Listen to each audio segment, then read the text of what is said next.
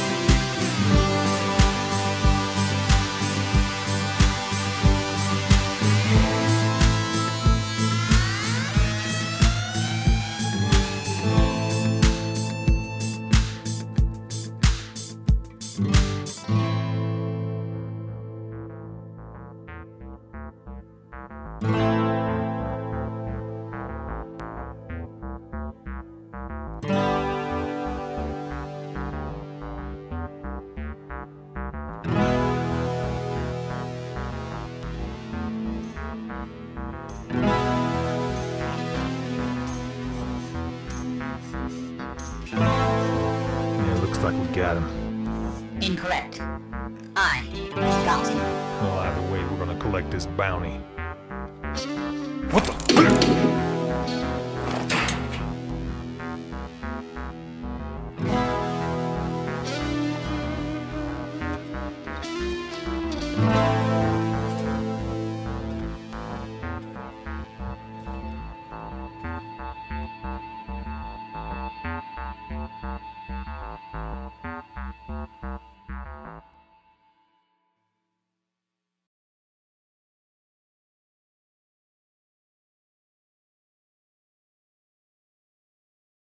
Nope, nope. We are muted. There we go. See, I unmuted myself there.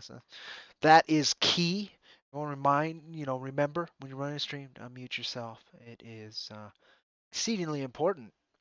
Hope you folks are doing well. Let's go over here. Enjoy that new standby screen. I like it.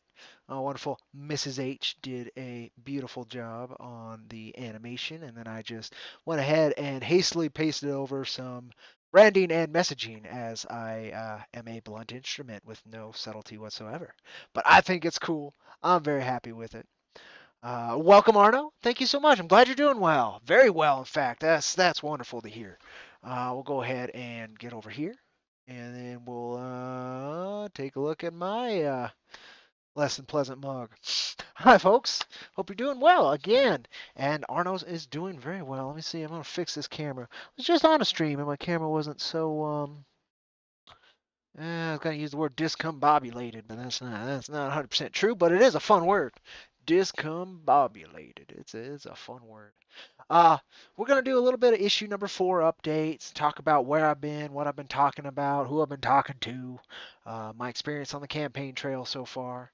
And we're gonna play. Then we're gonna play some One Piece Pirate Warriors 3, because I played a little bit of it yesterday, day before, and I enjoyed it thoroughly. So I was like, you know what? I'd like to stream that. I'd like to stream that. Oh, you've been going insane on Elden Ring, and then you have a smiley face. So I'm assuming that means you enjoy the masochism that is kind of built into the Souls-like games, right? It looks really cool. The thing that's if I could afford it right now, like afford a investment on a game, that would be the one. And there's one reason. There's only one reason. Besides the fact that it's going to be like it looks really quality and it's very pretty, and it looks like it's well made. They put the Dragon Slayer in it from Berserk.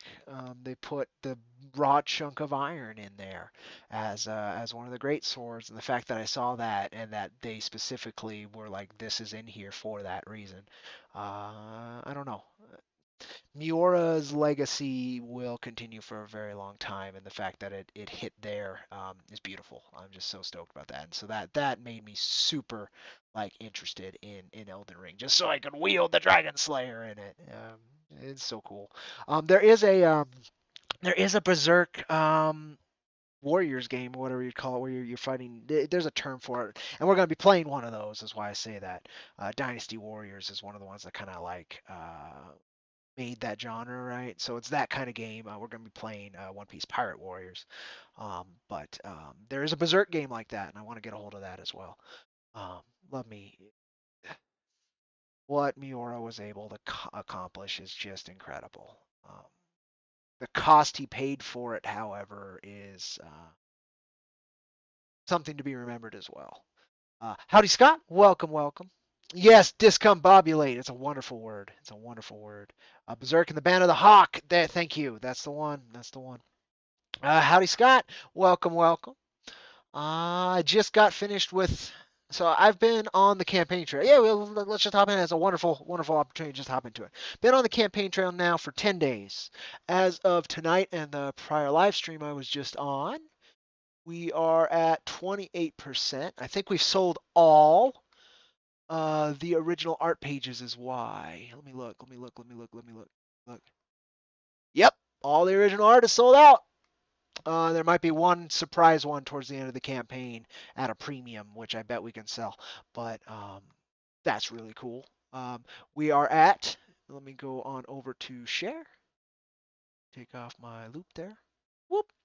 And then that's where we're at. 62 backers, 38.21, 28%. We're almost a third of the way there, and we have 5/6 of the campaign left. Just a little under 5/6 of the campaign left. So I am super stoked if I can keep my nose to this live stream promotional grindstone. I think we can do this, which is incredible because when I was staring down the barrel of that 13.5 goal this whole time, I had no idea how I'd accomplish it. A lot of our work has kind of been that way, where I don't know how I'm going to do it, but once I'm in the shit, as you'd say, I find a way and I adapt if I can. And this time I listened to what I asked for. If you were here during the launch that I did on this channel, you will have maybe watched me do something at the beginning of that live stream, and that was part of, you can call it a prayer. And part of the mechanics of that prayer was making sure I remembered to listen to opportunity, so I don't shut it out. And so far, we've been doing well. I've met some very fun folks. I've had no negative encounters as I've been worried about for quite some time. And honestly, it's just been it's been a fun experience so far. I think I've done how many at this point? I've got basically two a day till the end of March at this point. Um, yeah, I've got two tomorrow, two Thursday. No, I get a break Friday. Good. So far, I get a break Friday. Um, but it goes on. It goes on mid to late March. It calms for a bit, so I have some time there. Um, but the goal that myself and Gold Frequency Nefarious in particular, who kicked me in the ass to get this done, kind of set is about 30 live streams, and I've have almost 20 scheduled. So there's still 10 more I need to try and schedule. That's the goal. If we can hit those 30, there's a good chance I think we can fund this. But I've hit I think 6 or 7. Um, it's been a lot of fun. Um, met some interesting cats, and had a good time sharing my passion for this project. And so far it's working. So far it's working, and we keep pushing. Um, Woo! Wood. Yes. 28% wood. No question. High quality pine and cedar. That's all we use. No, woot or woo. I totally get you, Scott. Thank you. I know 28%. I'm super stoked already. Um, Arno says he is glad he spent his birthday money just for that last chapter, I'm assuming, of Berserk. Dedicated your whiskey bottle to Miura. I am getting so drunk after this campaign is done. I've gone near sober, definitely sober on alcohol, throughout this campaign, so I never am in a negative position to. I'm never in a position that I'll need to miss an opportunity because I would make the worst of it, right? Um, so I am excited to have that drink when this is done, and hopefully it is a celebratory drink. I'm going to see if I can earn it. But this is where we're at. We're sold out of most of the big ticket items, which is incredible. We've got one surprise big ticket item I think we're going to do towards the end of the campaign. It has to be produced first, is kind of part of why. And then, of course, we've got the next closest big ticket item, which is the standees. But we're working at it. 62 backers. I think we got 4 today. And again, at least 2 of them were relatively large ticket. Um, but yeah, we're doing good. We're pushing forward. I'm connecting with a lot of folks. I've got Peter Palamiati tomorrow, and I forgot who the afternoon was. The late afternoon. The late afternoon. Is it Bruce? I think it's Bruce. Is it Bruce? Yeah. No, that's tomorrow. Or that's the day after tomorrow. It's Joe Sontag, who's got a really cool looking project being colored by Kyle Ritter. Um, so I'm sure I'll learn more about that then. It kind of looks like an edgy Moon Knight, and that's being kind of rude to the character design, but it's kind of what it looks like to me. But I have no idea like the story content, just the character design, right? Um, so that Dark Knight aesthetic, but even taking it more towards like the darkness. If folks are familiar with that property. Um, that kind of edgy, almost Witchblade is another property that kind of has that aesthetic to it. Um, but Peter Palamiati, that's going to be a fun chat. I'm excited for that as well. Um, and then I've got Bruce Patnod, who I'm super excited to talk to again Thursday evening. Another fella earlier in the day on Thursday. So, oh, it's a lot. It's a lot. But you know what? I've been having fun so far. Nary a negative interaction. And just being able to share my passion for this work again has done me a lot of good. Done me a lot of good. So that's what we're doing here. I wanted to hit a live stream myself again just because it's been a bit. I wanted to do a Cody Coffee and Comics this morning, but I just didn't have the time before I had a mid-afternoon live stream, and I've been sleeping like crap. Uh, Nightmares too. Well, not nightmares. Somewhere between like what a basic stress dream and a nightmare, right? It's not like really like fear and palpitation kind of crazy horror, but it's more than just like I forgot how to drive and I need to get to work kind of stress dream. So my sleeping's been off and I'm waking up in a bad mood. And poor critters are having to deal with that and doing their best to take care of me during it, and I'm very grateful. But also, yeah, that's why I didn't even get till coffee till right before that live stream. And if you watch it, it was on the Inkfinity Comics channel. Wonderful folk person named Ali, Ale for short for Alejandro. Um, Wonderful cat. We had a great conversation. I totally recommend checking that out if you did. Um, but checking out his channel. It's a very cool cat. We ended up talking a lot about My Hero Academia, and like the thesis that we ended up talking about the most is like hope in sequential art, which one of my favorite things. I mean, it's in our IronVerse Comics thesis, why it exists. Um, so yeah, keep an eye out. I'm gonna be doing a lot of those, which possibly means a little bit less here. I'm still gonna try and make space here to decompress and just. I mean, hell, another thing today, we passed 300 subs on the channel. I'm super happy about that. I've been trying to hit that 300 mark for God, a year now, and we finally did it today.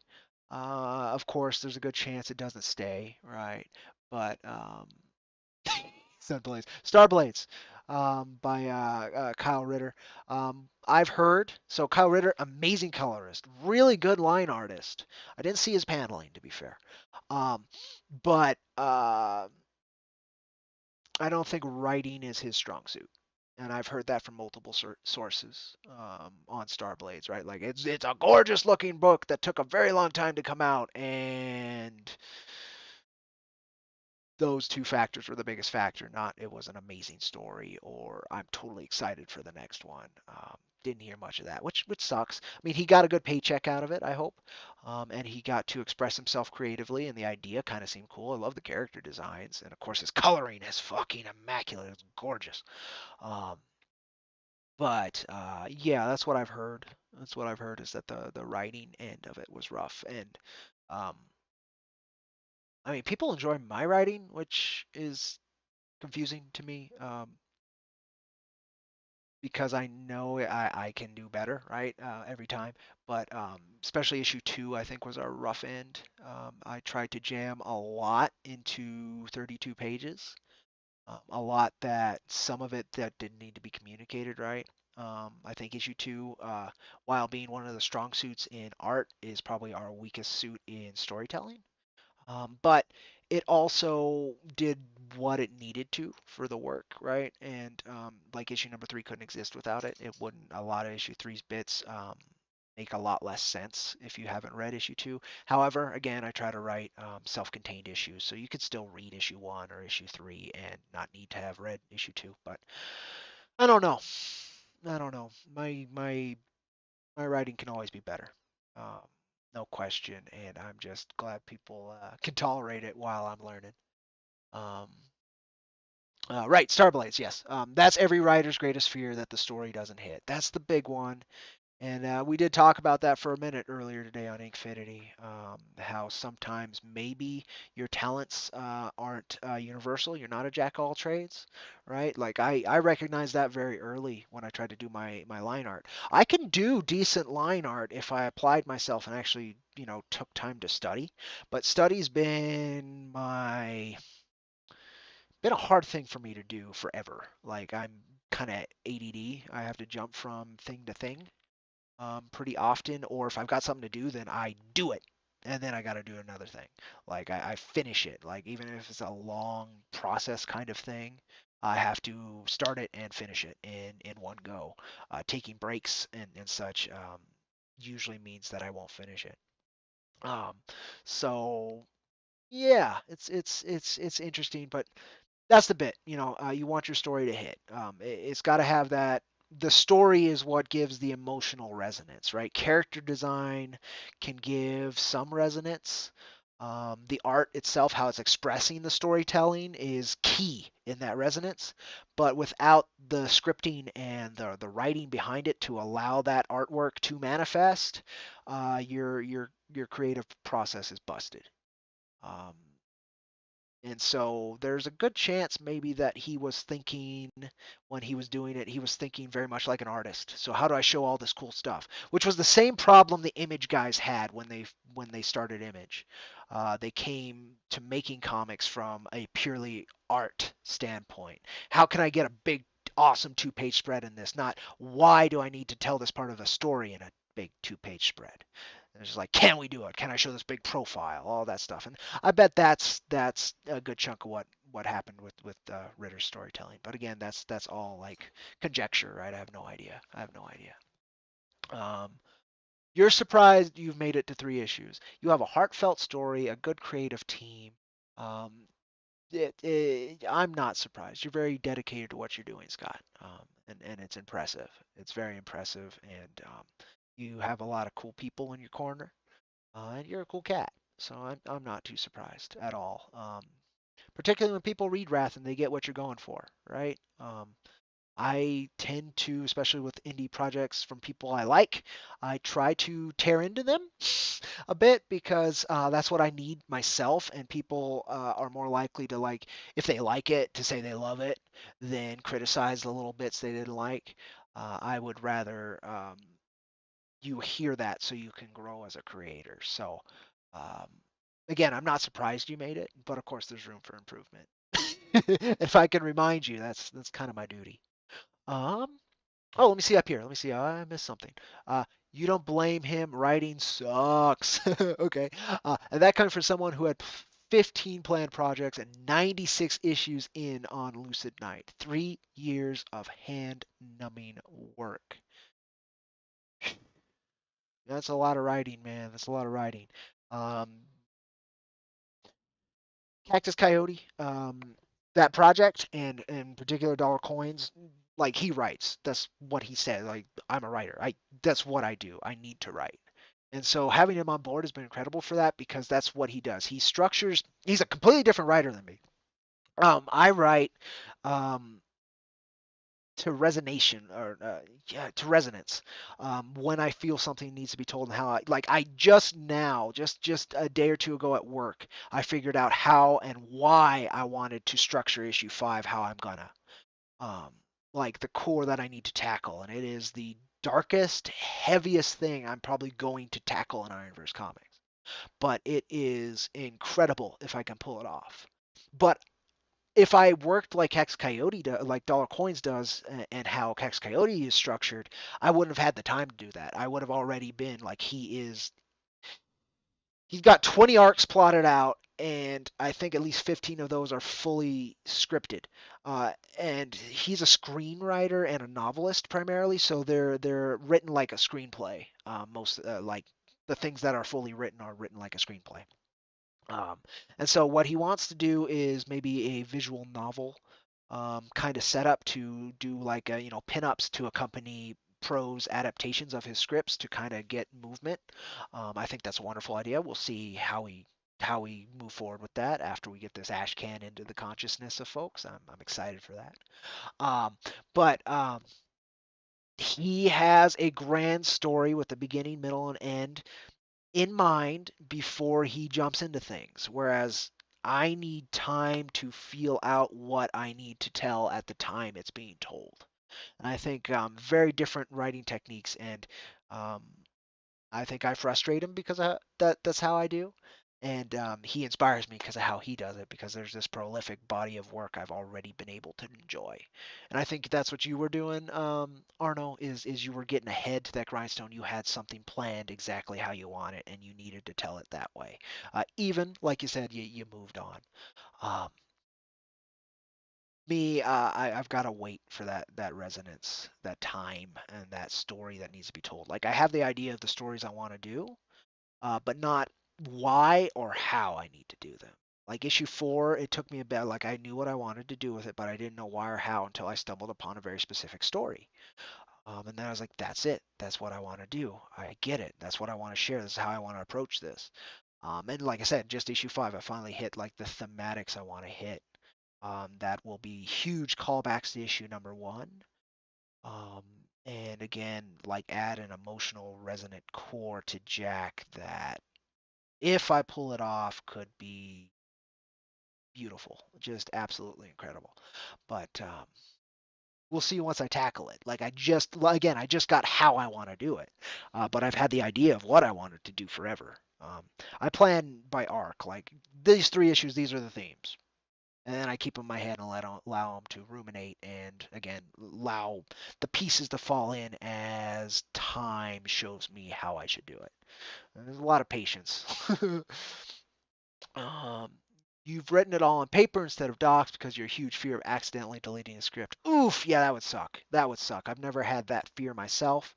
But yeah, that could very well happen. Again, I don't have it because usually the script isn't done till I'm about ready to move forward on the project, right? And then it's written in one go and then it's edited for a couple weeks. Um, so it doesn't exist too long most of the time until production begins. Issue 4 was an interesting one.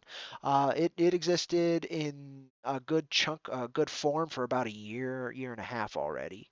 Um, it was the longest time to actually manifest between. Besides issue 1, issue 1 was like a very long time before that manifested. But I had printed it out. It's true, I had printed it out, and the other issues I had written at that time, I had printed those out. Probably a similar fear, Arno. Probably a similar fear. Always room for improvement, absolutely. Plus, writing on paper tends to help you focus more than writing on docs. That's fair. You don't have all these other bits that could hit you, right? For me, again, once I'm in a zone, that creative zone, you can get it in music, you can get it in building, you can get it in a lot of different um, artistic expressions. The flow, people call it. If you've seen Soul, that was a big core of that movie, Pixar movie Soul. If you can get in that flow, for me, it's just immaculate, and I can just create. And that's where I try to be every time I do a script.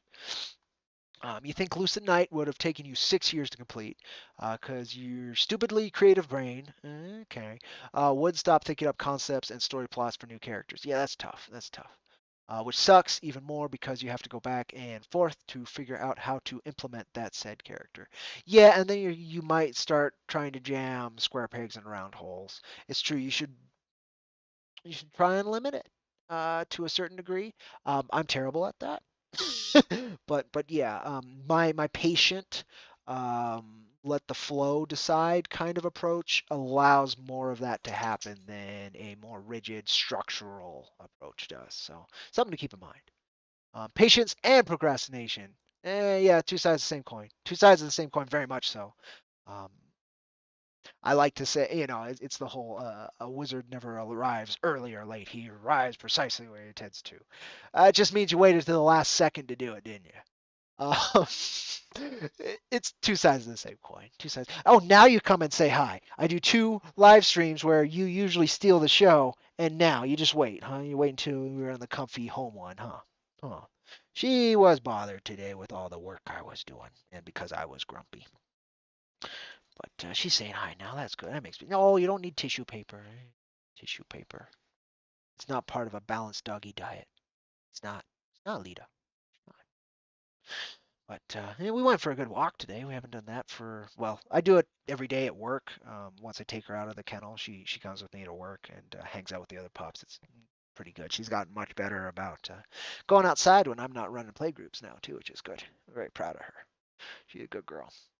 Um, but yeah, we haven't taken a walk around the neighborhood for a while. I did that today after between the live streams because I had like a 3.5 hour gap between the two. 4.5 hour gap between the two. I was like, fuck, what am I gonna do with the rest of my day right now? I thought about streaming then, but I was just so burnt. Just so burnt. But I'm here now. I'm here now. I want to play some games too. We'll get to that. Arno says, as I'm working on the project, I'm practicing for a new art style because once you get to the paneling and penciling, your primary semi-realistic style is going to lead to arthritis. Very careful there. No question, you have to find sustainable art styles. That's not talked about much. Like people love the hyper rendered, hyper detailed stuff, right? Like that's very much a beloved stylistic choice. But a good story about that, and again, I'm talking more hyper rendered more than hyper realistic, is Sam Keith. I love his work. He's known for a bunch of monstrous kind of designs, and he has a very unique art style.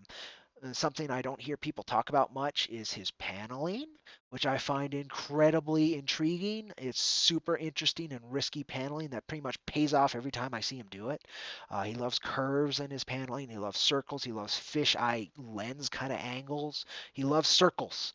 Um, to go along with his massive feet and bulging arms and a bunch of hair, all that. But he doing in between doing like he did a lot of covers for Marvel where he would hyper render thousands of hairs on Wolverine's arms, or like bunch of veins and muscles and stuff on the Hulk, right? And eventually he fucked up his hand to the point where like it's currently now extremely painful for him to do his art.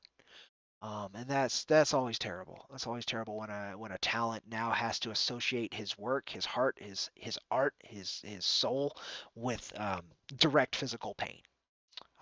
That's just one of the worst things I could imagine could happen to an artist. Um, and a lot more happened when he was doing the Max that also like and I very much so. There's a YouTube channel called Jerk Comic or Jerk Comics. Um, very cool cat. He scores some wonderful interviews, but he did like 10 hours dissecting how the Max like existed and Sam Keith's career and all of that. It's a bunch of different parts. How the Max broke Sam Keith, I think, is the series. You can probably just look that up on YouTube. Very much worth a watch for a creator-owned journey and how somebody can very much have like imposter syndrome built into the core of their artistry, where he hated his work, he never thought he was good, but he was still able to do just this amazing work again and again and again. And man, I loved watching that series. I can't recommend it enough. Yeah, so we're a little off track, but I think I talked about most of what I wanted to, and then that of course I'm always willing to hype up Sam Keith on those levels. He does some weird shit. Like he's nuts. He's nuts. You can tell in his art style, right? But all good artists, all good magicians and wizards are a little mad. Sometimes more than a little, but if there's not a little madness there, then there's not a little chaos, and there's not a little chaos, there's not any real opportunity. You're trying to strive far from your art style, so you're going for a more flexible and flowy style, something close to the concept artist for the Spectacular Spider-Man. So it wasn't an interview with him, sadly. It was more of a retrospective. Again, it's about 10 hours. Sam Keith is a hermit and a recluse. Comics, again, How the Max Broke Sam Keith, as it's titled.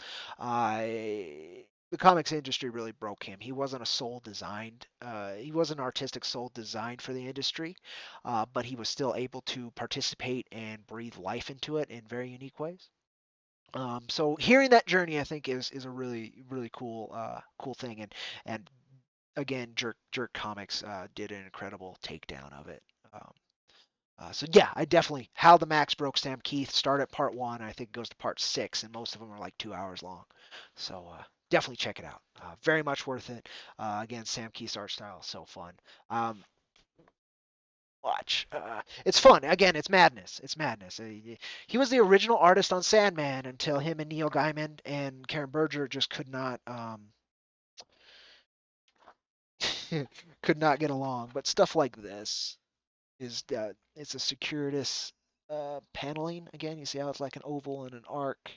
How he builds stuff. Big noses, um, caricatures. This in particular, he did a lot of work with William Messner Loebs, who also helped quite a bit on the Max for dialogue. Like he wouldn't do much. Well, to be fair, he wasn't credited with doing much for the stories and stuff in the book, but allegedly he was exceedingly helpful for guiding Sam Keith's madness in the Max. And I definitely want to pick up the Max. I want to check that out because there's so much tragedy in the background of the Max and tragedy in the actual story of the Max that there is a very human resonance in there. I would love to understand more of. And listening to exactly, he's a mad lad. Listening to like the career breakdown of how the Max manifested and all that.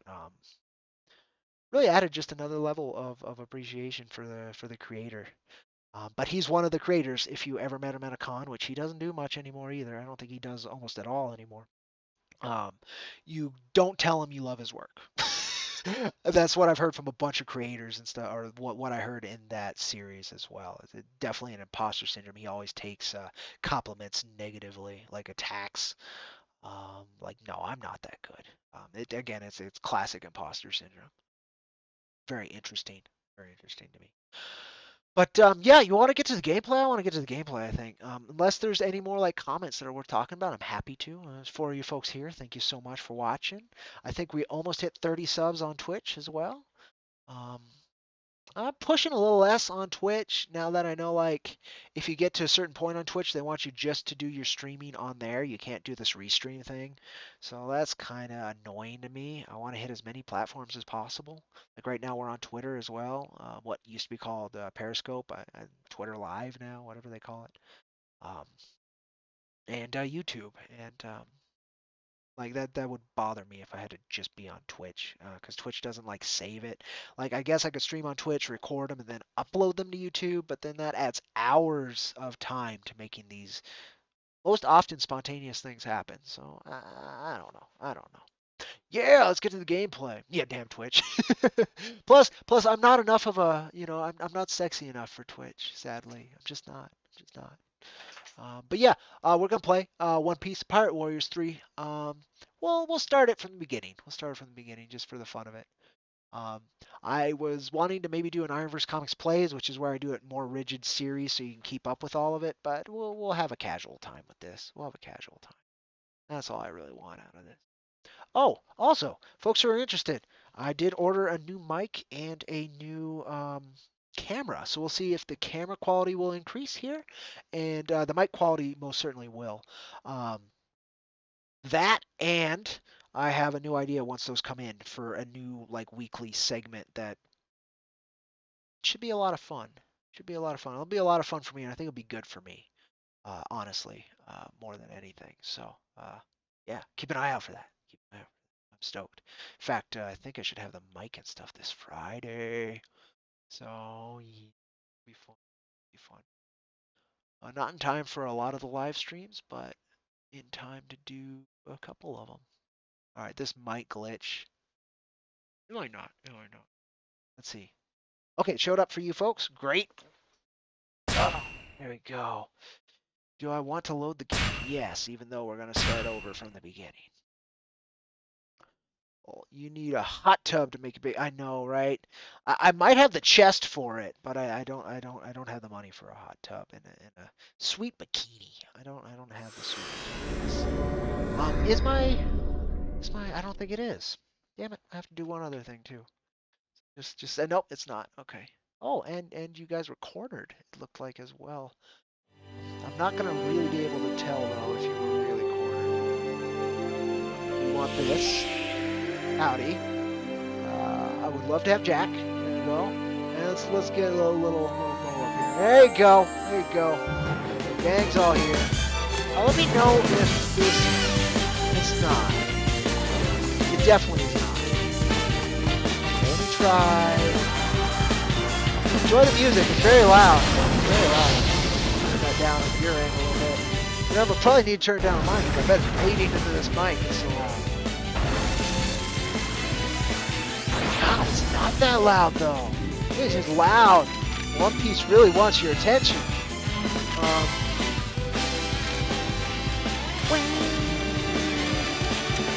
That's a great thing. God, distracting me is so good. Game is too loud, exactly. I was just talking about that. Yeah, I turned it down more. It should be significantly better. But it is, God, it's so loud. Like I'm like at 10% of my potential of the sound on my end. Now I'm at 8. I'm at a fucking 8 out of 100 on my end there. Okay, good. Switching to 5.1 helped. It was on stereo. But it also was only in the corner there. And it should be 1920 by 1080, so that shouldn't be a problem. Because I'd hate to not be using the full screen. Yeah, and I'm not for you guys. Let me see if that's what I was going to do. Let's see if doing the game hook instead of the... Oh, I have both. I take off display capture. And then there's just the game. There's that. So the game capture works, but it doesn't solve the problem I was having. I can solve that problem manually, though. So let me open the game. It should show back up. And then I go over here, and it should stay back up on my end. And then I just grab the screen.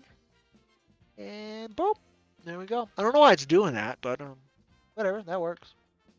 That works. So, here we go. Yeah, I had a lot of fun with this, trying it out a day or two ago. I was looking through my Steam library, and I was like, what haven't I played for a long time? Or haven't really even given a shot? Some of these random things in my library, right? And this popped out. I was like, I tried it a while ago, and I didn't like it. And I couldn't remember why. And then, like now, I'm like, oh, yeah. Yeah. Let's play some fucking One Piece. I love me some One Piece. And I do. One Piece is an incredible journey. Again, that conversation I was having with Alejandro earlier today on Infinity Comics. He's not a fan of the massively long form 1,000-chapter storytelling. I tried to be very polite in my disagreements. I think it is a masterful accomplishment if you can do it. And usually if you can do it, there is some reason behind it, some quality behind it. And One Piece in particular has some amazing quality to it. I'm about 600 episodes into the anime, right? So I'm just a little bit halfway through the story that's been told so far. And once you get into One Piece, something incredibly magical about it. Um, Today we were connecting on My Hero Academia and Hope. For me, One Piece is about finding unconventional family and standing up to the world, and that's very important to me. So I'll always love One Piece for that core, that heart. We'll make it to 2000. I hope Oda gets to rest. Honestly, like he's been at it forever, and he has a very definitive goal. Luffy better fucking become the king of the pirates. But I don't know if it'll take 2,000 chapters to get there. I don't know. I hope not. I hope not. I don't need that. Don't need that. We'll just go into it. So we will be watching the storytelling bits. So spoilers for One Piece. Just FYI. Oh, it's not even telling the story again. Oh, God, no, this is not the start. This is not the start. Suspend quit. I want to start from, like, the beginning. No, will not save. Yes, that's fine. I must have selected something incorrectly. Because I want to start from the story. No. Yes. That's what I did wrong. Here we go. Yeah, I wanted to do the prologue for you folks. There we go. Yeah, it's fine. There's a lot to this game I don't understand, like the weird Japanese mechanics of coins and stuff, but gameplay was fun enough. Gold Roger, a man who once held the entire world in his hands. They say his dying words inspired many to take to the sea. He spoke of the One Piece at the end of the Grand Line. Pirates across the world have set sail in search of that treasure. Wonderful allegory. They went in search of a life of romantic adventure. The world entered the great age of pirates. Yeah, the One Piece is a fucking killer allegory, man. It's a great MacGuffin. Slash storytelling mechanic. And it's masterful. And it's there from the beginning. So we are skipping a lot of characterization, of course.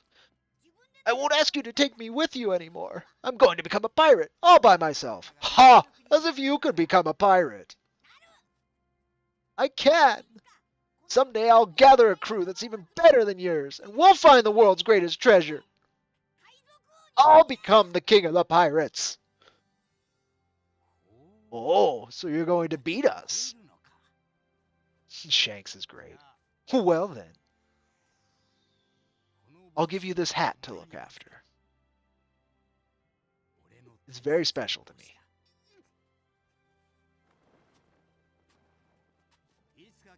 Make sure you come back and return it someday. Become a great pirate. Weigh anchor, hoist the sails, we're off. I know my camera's covering some of the dialogue, like the subtitles, so I am going to be reading it. And so the boy's adventure begins here, 10 years later. Yeah, we're skipping a lot of storytelling in One Piece, so I do recommend actually checking out One Piece. 10 years later, he's actually on the boat from some crazy-ass training once you get in the story, man. First, I've got to gather a crew. I want at least 10 people. All right, here we go. Super stoked when he first sailed from the island. And yes, Luffy has an amazing dentist. Absolutely incredible. I mean, with all he eats. Needs it. I'm the guy who's going to be king of the pirates. All right, let's do this. Man, you guys can see most of that. Because I could read it. Actually, you guys can read all of that in this case. That's cool. Oda was able to allegorize, if that's even a word, the artistic journey with his artistic journey. It's incredible. You know, I wouldn't go so far as put Luffy as like a self-insert, but most protagonists from like a really heartfelt creation are in part core to that creator. There's an aspect of them in there that's like super important to them. And if you look at One Piece and what Luffy's goal is, and what Oda was able to accomplish with Luffy, and the journey that it's all gone on, and the storytelling beats he chooses to hit with Luffy, and honestly, the entire crew, right? They each have their own aspects. Um, Again, 1,000 chapters. He's explored a lot of characters and a lot of arcs and a lot of stories that I'm assuming are very important to him. Um, or at the very least, were important to him that week. um, but just incredible. Again, the outset, the concept of the One Piece, who Luffy is, how Luffy approaches people, how he inspires people to be a captain, right? To take him as a captain. Um, it's going to resonate with me my entire life. It's just wonderful. But yeah, you read that if you want that. But no sooner had he set out than his ship was sunk, yes, cast adrift, and at his wits' end, Luffy was saved by a boy named Kobe, who had been pressed into service on a certain lady pirate ship. Yeah, you can call her a lady loosely. Kobe dreamed of becoming a Marine. Inspired by Luffy's determination to become the king of the pirates, he bravely defied the lady pirate. Pleased with his courage, Luffy defeated the lady pirate and set sail again with Kobe. Before long, they arrived at Shell's Town, a town ruled by Morgan, a captain in the Marines. There, Roanoa Zoro, a swordsman known as the Pirate Hunter, had been taken prisoner. Luffy had decided that he wanted strong crewmates. Ignoring Kobe's pleas to stop, he headed for the turf of the Marines who had captured Zoro. And this is where we'll start. Usopp is certainly a bro. Man, um, when they have their first break, when they have their first big fucking fight, Usopp and Luffy, it is heartbreaking and wonderfully expressed. And you can see why it occurred from both sides. And it's just so beautifully expressed. Um, Again, read One Piece. It is worth the amount of time it asks of you. Some people don't get into it, to be fair, and I get it. But the resonance that struck me so much worth my time. It's incredible, and to see something so wonderful, at least in my perception, be so successful is just another layer on top of that. But yeah, Sanji is a bit of a simp. No question. No question. I mean, there's a whole arc where I am in the anime, like where he's literally almost dying from blood loss because no, actually, literally almost dies. Like he bleeds out from his nose so bad it's going to kill him, and it's like a recurring gag that's trying to stop him from being such a simp. It's pretty funny. It works. It's a little annoying, but how serious they take it is the comedy, and it works pretty well. Honestly, Fishman Island arc is where I'm at right now. I'm almost done with it. Almost. Yeah, で、まさか縄をほどいてやるから力を貸せだの言い出すんじゃねえだろうな。Zoro. The other thing in this is they changed the costumes. Zoro was in his white shirt and such in the. I don't know if it's in the manga to be fair, but in the anime he was definitely not this design. Same with Luffy. He didn't have like his open abs showing in the anime. He had it tightened, but I don't know if that's like to the anime or if it's to the manga. It's just so much to collect the manga. One day I'll get it because I really do want to read it. I really, it's such a good story. 別にまだ誘うつもりはねえよ。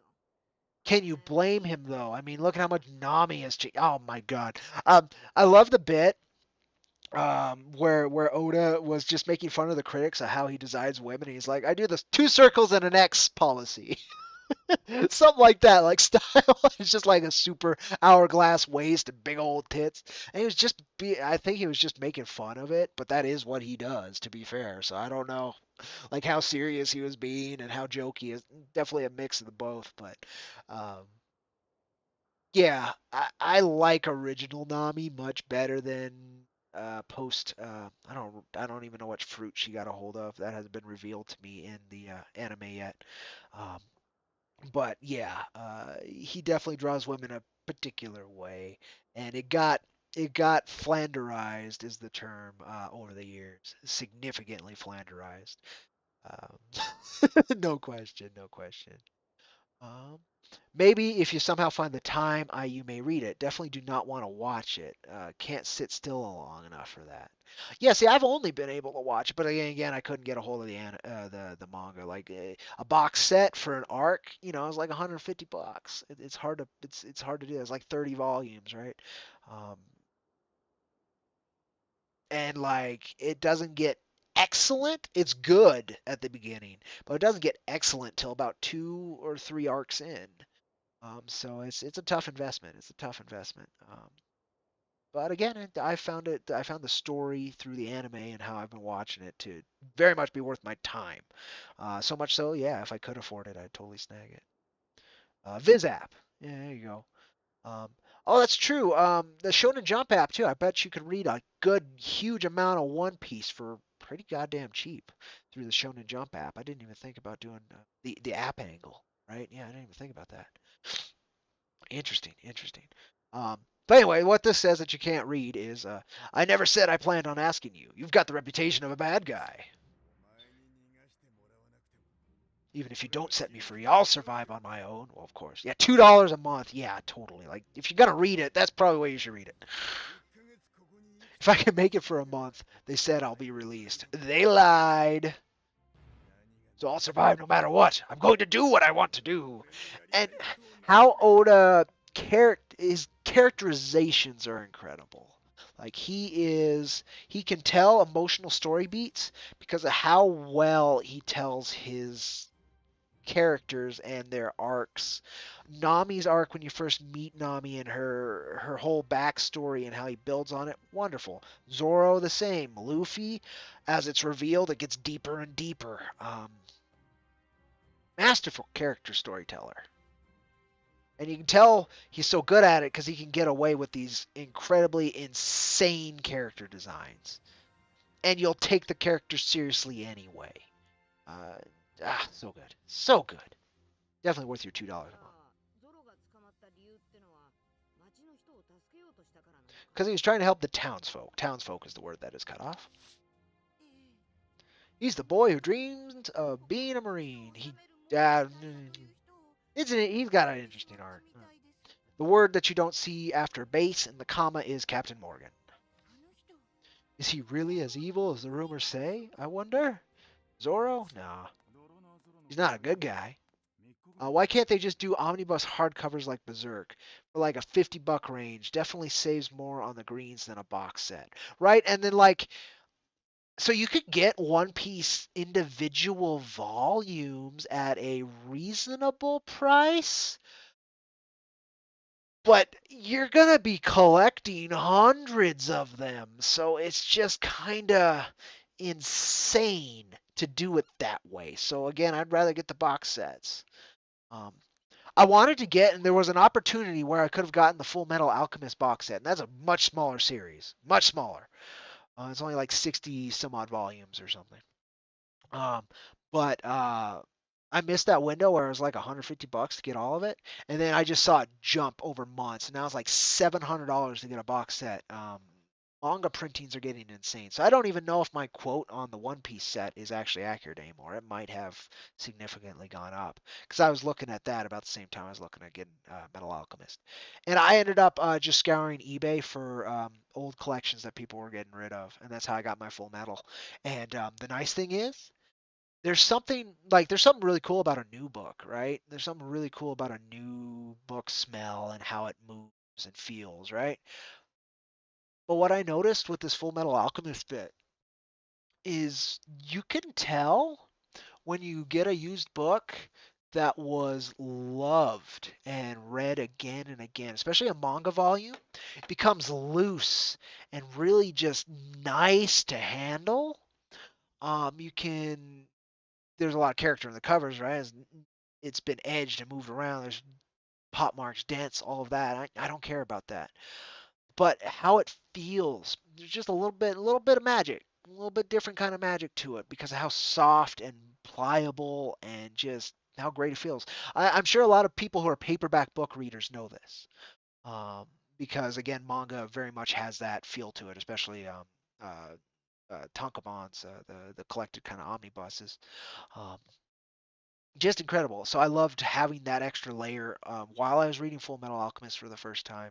I had watched both animes through and loved them. I really loved Brotherhood, and I was like, I wonder how that is to read. And it's so much better to read. The pacing is just spectacular. That's what I love about manga. Their pacing is just incredible. You're never left dealing with too much bullshit like in a lot of Western comics that mire you. Like my own work, issue number 2 is a prime example of burdening the reader with too much information and not enough storytelling.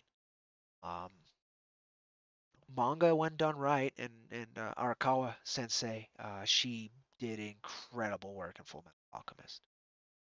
Um, yeah, but like 100 buck ranges, 50 buck range. Where you read your One Punch Man? Did you see who Kaizen? I think I've heard of that. My Hero Academia, which I've just watched as well. Chainsaw Man, which I've heard amazing things about and is getting an anime soon. So maybe soon enough I'll kind of understand why people like Chainsaw Man. Besides, it seems like a ridiculous concept. And Demon Slayer, which I've started the anime a couple times and it's just like it starts too heavy for me most of the time when I start it, so I haven't been in the right mindset to deal with Demon Slayer's weight yet. But I bet I will. And since it just surpassed One Piece in terms of like sales and popularity, I should kind of be aware of Demon Slayer more than I am. Because if you could dethrone the king of the pirates, then you're doing something right. Um, 50 buck range. Yeah, it's much better for Berserk. That's how I'm gonna collect Berserk when I'm able to. Berserk I read illegitimately, and I tore through it. Um, but I would love to have that oversized hardcover, nice collection on my shelf. Berserk though isn't one I would read a bunch of times. That's part of it.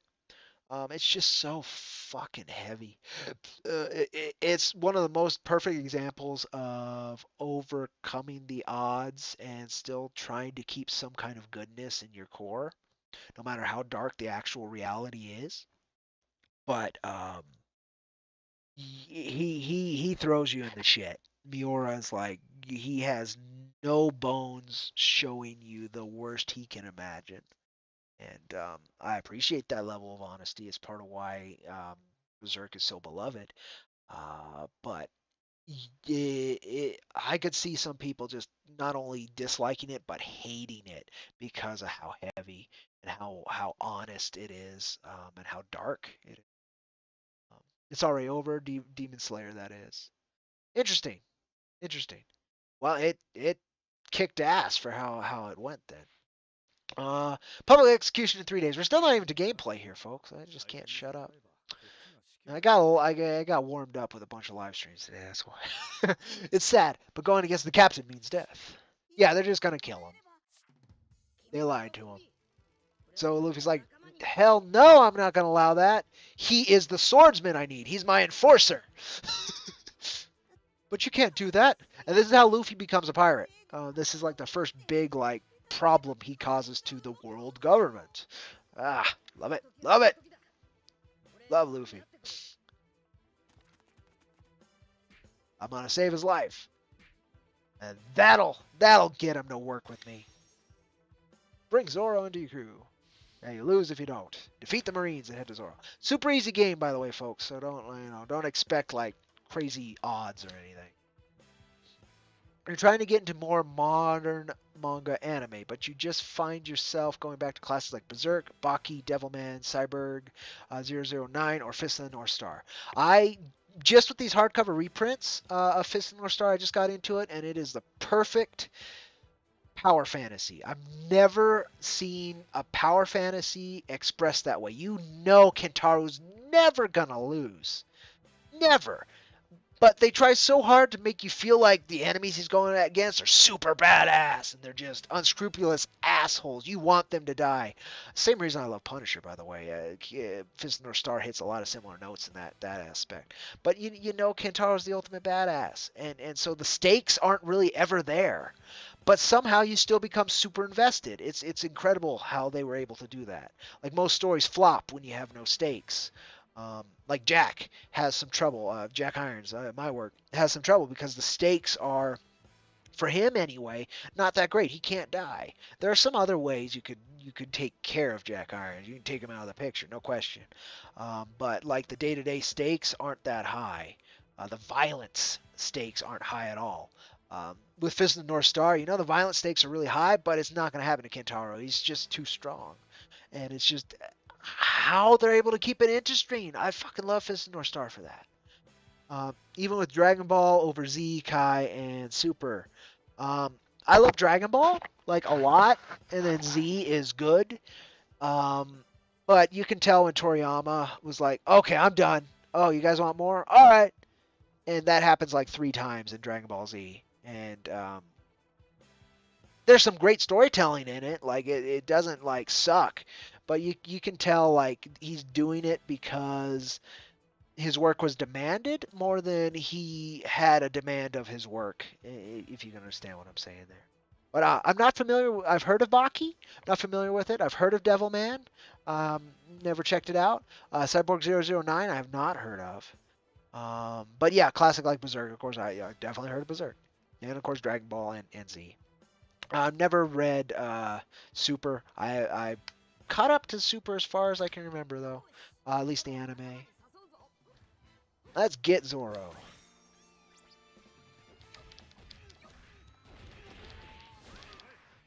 Definitely my favorite elastic character in pop culture. Love you, Mr. Fantastic, but you're no Luffy. You're no kid taking on the world with just his ability, and he's not even very smart. He's just like his ability and his heart.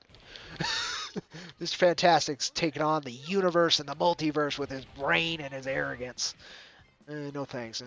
Plastic Man's fun. Plastic Man's fun, but again, it's no Luffy. Let's see. Why is the heavy? Yeah, okay. There you go.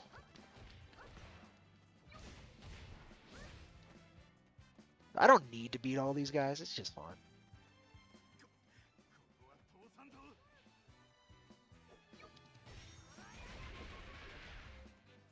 That's Gum Gum Gatling.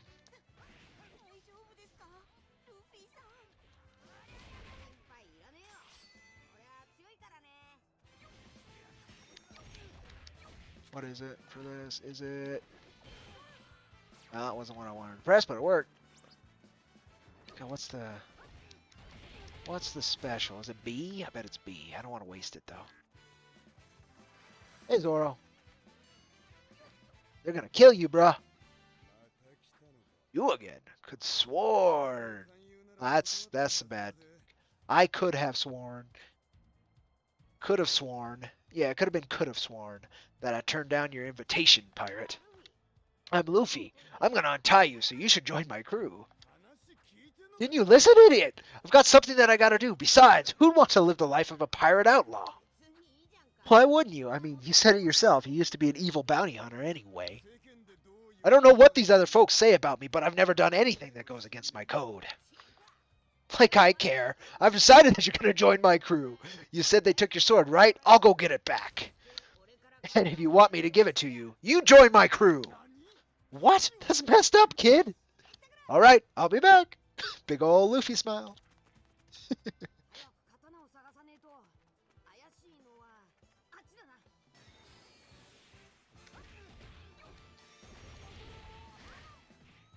Okay, let's try it. Yep, that's it. Gum Gum Rocket or whatever it's called. You just get bored with the fights since Kai and GT. It's nothing more than punch, kick, punch, block formula, and then good yeah, punch through a building here and there. Yeah, yeah. No, I get you. Yeah, I like Dragon Ball because it was a gag manga with some adventure aspects. And later just became pure shonen, and that's great, but definitely not my favorite of Toriyama's work. But anytime he's tried to go back to like gag manga, people hate it, so I don't really blame him for not doing it very often either. He's tried, to be fair. It's kind of sad, but you know, nothing as good as Dragon Ball. He just can't do it.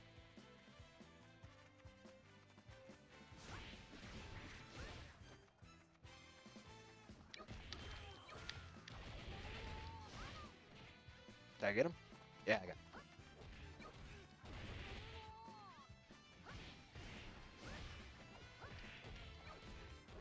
Out of the way, I'm gonna be king of the pirates, motherfuckers! Definitely not this game. But eventually, maybe.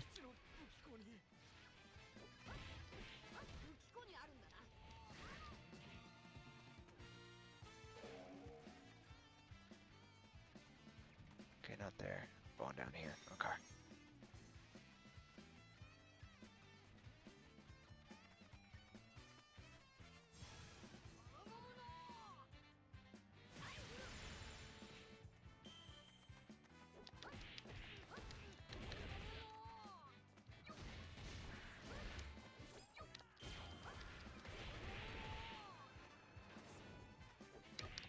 On my way. Yeah, just drop. I want Zoro's swords! The sword. Yeah, the sword. One sword, sure. Now you'll say there's 3. But there are 3 of them. Which one is Zoro's? Yeah. Now he's got a shtick, boy. He's got a shtick. The last time I did this, I went the wrong way. Not this time.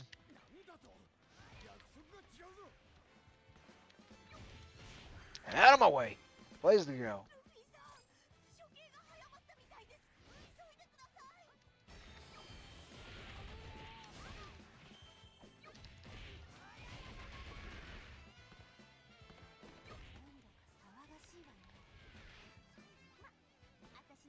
Oh, you know what? The choreography and then the "You Are Already Dead" in Fist of the North Star, that does keep it pretty damn entertaining. It's no stakes, again, like I was saying, but definitely good choreography.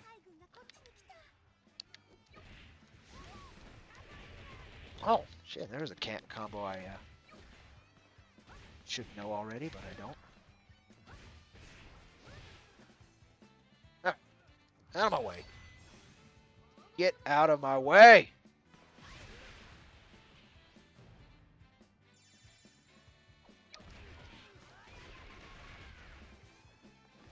Oh, there's 3 commanders. Let's see if I can do this.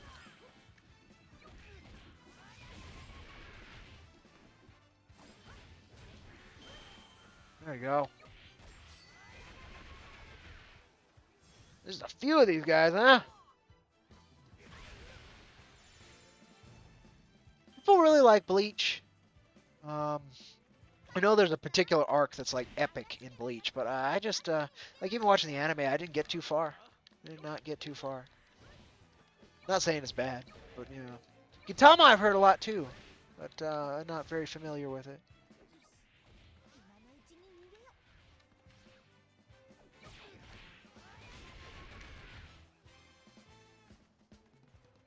Places to go here, people.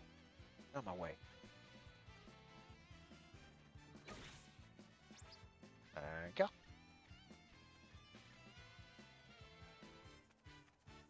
Huh.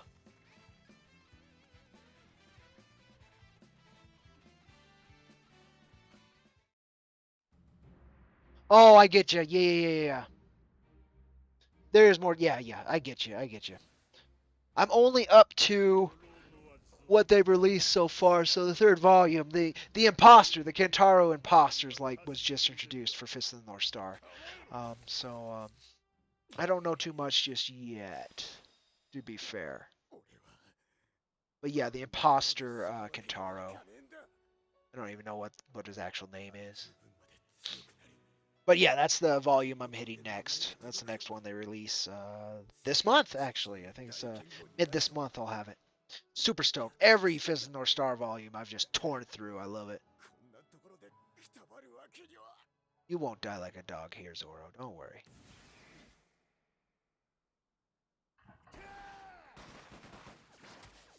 Got a boy made of rubber. That is a great scene. First time you see that Luffy's kind of bulletproof.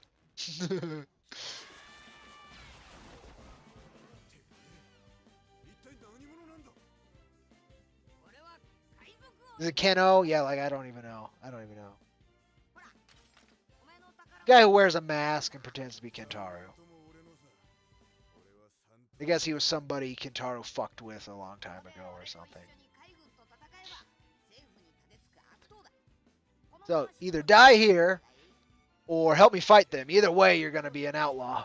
ここでくたばるくらいならなってやろうじゃねえか。 Get him his swords. Ah, Zora's a great character too. Oh, got me the old whirlwind thing, huh? Oh, I didn't aim that right. It's gonna hit something, but it didn't hit what I wanted. 世界一の大剣豪になることだ。そうなりゃ名前の上不上も言ってられねえ。 World's best swordsman. The Pirate King's crew needs someone like that. Very true, Luffy.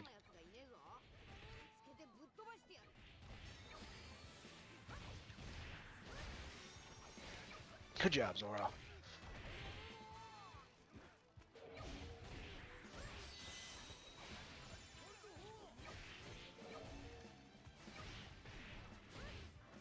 Let's see how to do this.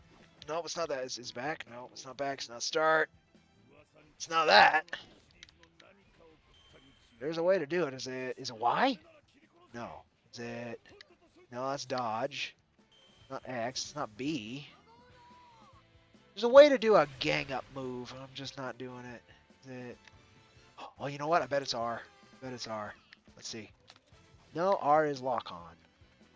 Is it L and R together? No. Is it click in the... Oh, okay, there's a taunt where you put on your hat. Okay. Okay. Is it this stick? No. It should be start then. It says I'm at max. Okay, I don't know. We'll figure it out one of these days. Maybe because I haven't reached that part of the tutorial? あんな奴らと戦えるわけがない。弱音を吐いた奴は俺が死刑にしてやる。俺の部下に逆卒はいらん。 Kenshiro! Yeah. Yeah, that's what I mean. Yeah, I have the name wrong. So, yeah. It's late here. Been a long day. No, it's fine. It's fine. But yeah, don't spoil it. I've been enjoying Fist. I waited a long time to be able to get my hands on it. English reprints, man. They had a colored series, and then they had an original release in like the 80s. And it was tough to get a hold of. And man, I was so stoked when they did these volumes. And then how they're doing these volumes, man, they're so nice, these hardcovers. They're freaking incredible. I'm a big fan of the presentation of these hardcovers that I think Viz is doing. I think Viz is the company. They're doing a great job.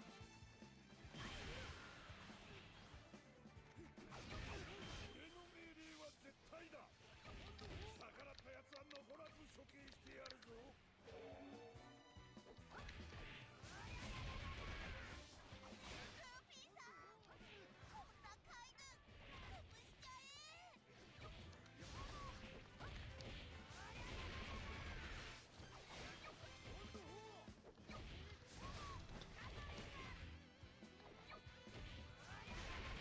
Oh, that guy was unlucky. Get him, yeah, we got him. There's a chance.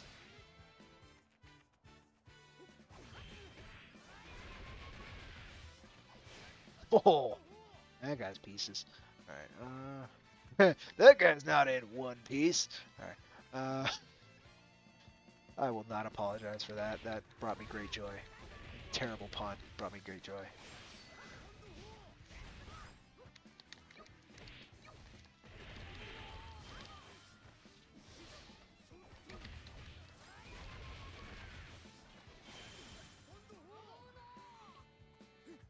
Well, that didn't hit where I wanted, but did his job, I guess.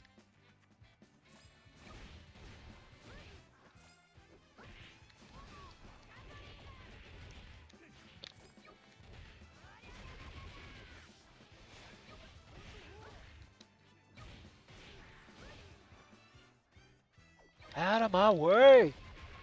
Hordes of faceless marines.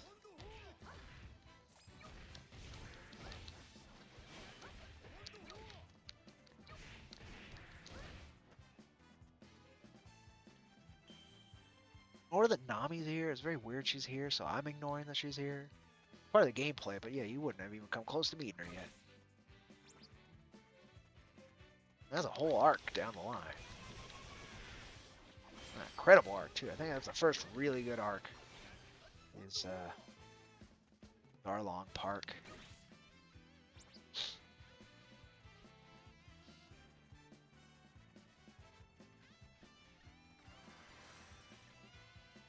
All right.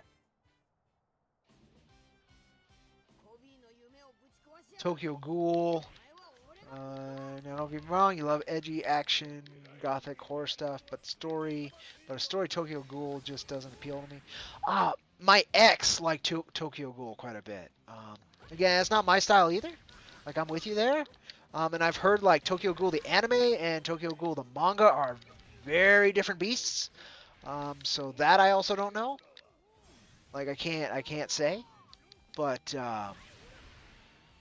yeah, Tokyo Ghoul's like the concept was never something I was into. And I'll read a bunch of random stuff, but yeah, that's Cannibals. Cannibals isn't like my jam, but I can see it being other people's jam. Like, there's a whole fetish on cannibalism, so I'm not surprised it's some folks' jam. Hey, none of that, you bastard.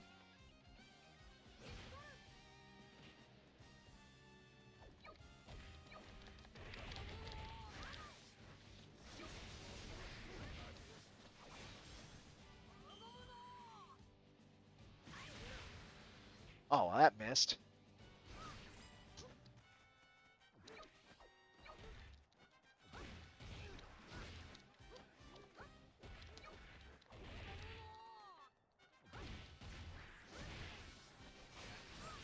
Oh.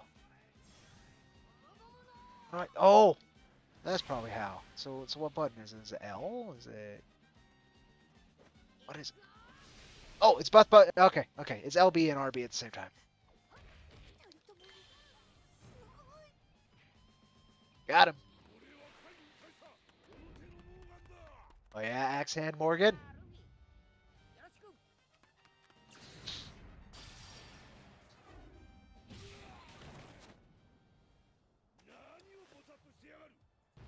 ろしく Chainsaw Man was equally edgy, but it was fun. Interesting. Yeah, I'm gonna have to check out. I'll try an episode or 2 of the anime. See what kind of edgy. Cause yeah, again, I like some edgy stuff too, but there's a certain kind of edgy I can deal with.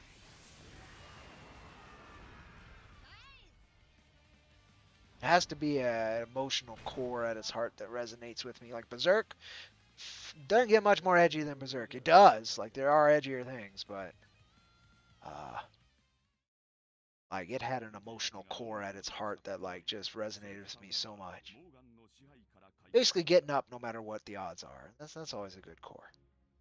Was liberated from Morgan's rule. Okay. The town was saved because of their actions, but as they were pirates, Luffy and friends were chased out by the Marines.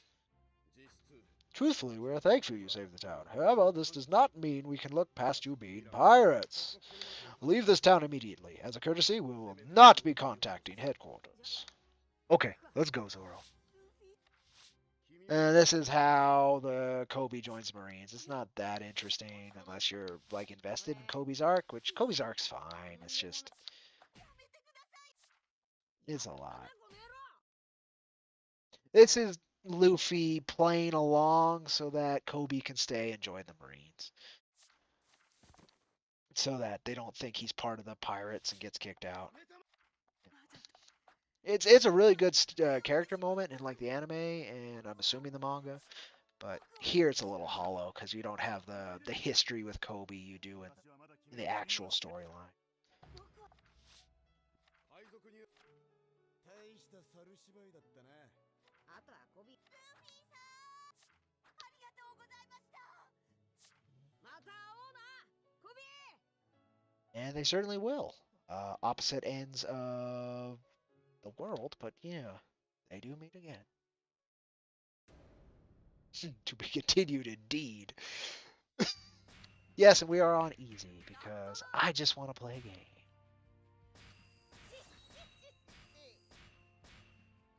Like all this stuff, I don't know what's going on.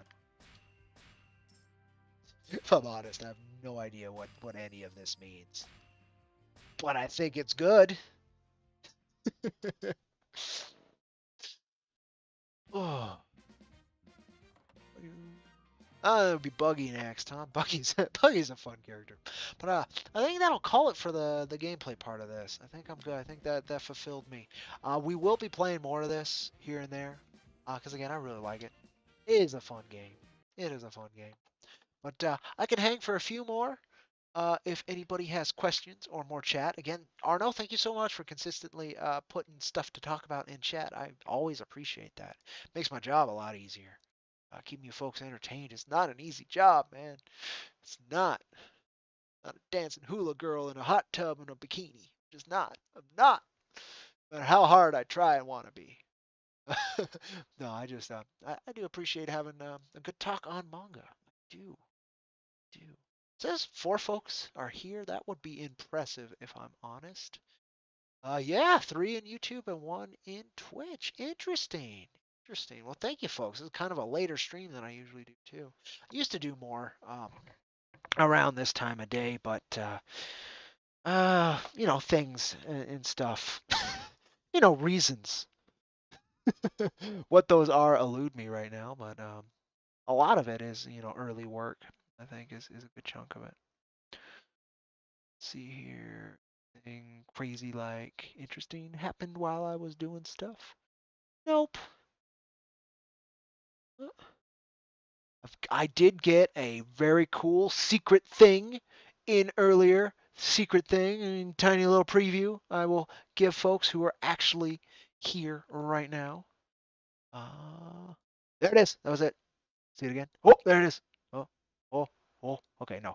Um, Thumbnailed first page from an awesome. That's the first panel of a first page um, from a secret project that's coming in that I'm really stoked about and has been coming along beautifully. And it's actually the third title under IronVerse Comics that has actually gotten this far, and that is so cool to me. And has actually changed my perspective on how I want to handle these titles. I think it, alongside Cactus Coyote, have kind of reinforced how maybe the work I've wanted to do needs to be done instead of how I planned it to be done. But we'll see. We'll see as that moves forward. Again, super super stoked that came in. I love making comics. I love seeing comics get made. I love comics so very very much. Uh, yeah. I don't know. Do I have anything in what you're reading to talk about for like another stream? Been reading Logic Comics. Um, I'm gonna have to read that one a few times. It's very heady concepts to do with the marriage of philosophy and mathematics. And it's just as well, it's not convoluted. It's very direct. It's very direct, right? It's very honest. But you have to understand how A plus B equals C, and I have a hard time bridging the gap from the equation to the result in Logic Comics, but it's a wonderful story of how logisticians became like a thing. Folks who marriage the realities of philosophy and the ambiguousness of philosophy to the very rigid constructive nature of mathematics so that both can find grounded truth. Um, yeah, a lot of big concepts there. It's a wonderful book that was well recommended to me by Eliza Barr, and I don't think I could have read anything like that unless it was a comic. So that's what I'm reading. So that one's taking some time. Um, Excited for the next volume of Fist of North Star. Super excited for that. Um, I did read a new volume of Shaman King, but I did a What You're Reading on that. So if you folks want to check that out, it was a wonderful return to form. The last omnibus was kind of dry and hard to get through. This one was beautiful. It was mainly flashbacks, and I think that's what lent it so much heart. He was able to kind of avoid the situation he had wrote himself into for a while and just do character building, which is what he's really good at. Um, Western comics wise, I should be getting Saving the World issue number 7 in whenever I want to go pick it up. I think it's been at the post office for like at least a couple days. So I'm excited for that. I love Saving the World. It's probably my favorite like comedy series that's being put out in indie right now. Tonic Mole has such a sense of humor. I love it. I love it so much. Um, in fact, I've loved it so much. I've had a hard time wanting to sit down and do a Ironverse quickie on Saving the World. Um, but I need to. I think I'll get to that soon. The timing will come. The timing will come. I'm waiting on anything else to come in. No, I've backed a few campaigns recently. One I know is going to deliver as soon as it finishes is the Common America Volume 5. I love that series and Professional Cats, good folks. Um, but yeah, honestly, I think I'm mainly waiting for the next Fist of the North Star. The next Shaman King doesn't come out till April, and I gotta wait till June for the next volume of Alita Battle Angel, and it's been since November I've been waiting. Mars Chronicle, which has been good. Um, there are times where Battle Angel can lose you. There's a particular set of like 3 volumes where if you don't stick with it, it's gonna lose you. It's gonna lose you bad, and it almost lost me, which sucked because I love Alita. I think it's a great character, and it's been an excellent journey on what it means to be human. I want to do a huge retrospective on it. I want to read it again and do a retrospective on it, but haven't gotten there yet. But Mars Chronicle's been interesting because it's the prequel series, right? It's what happened long before she ended up in that junkyard. And it's been good. It's been good so far. It's actually it's taken a very drastically different approach than what was even the Last Order. That was the second series. Um, and Last Order didn't need to happen. The end of Battle Angel Alita, the true ending before he did any continuation, was an incredibly brave choice. I've never seen a sequential artist make that choice and stick with it. And sadly, he didn't stick with it. But had he stuck with it, oh man. So that ending will always resonate with me. But he actually did pick up the series and keep it going without ruining it, which is very possible to do that, and he didn't. That's incredible. But I gotta wait till June, and for 1 volume, which I'll read in like an hour. It sucks. It sucks so bad, but totally worth it. Totally worth the wait. Um, you still gotta check that one out. Math. Same. Okay. Oh yeah, I agree. I'm sorry, I wasn't looking at these, so I lost what you're directly responding to, Arno. But thank you for your enthusiasm. You still gotta check that one out. You wo shock. You was shock. Uh, so I love the Japanese metal band Anthem.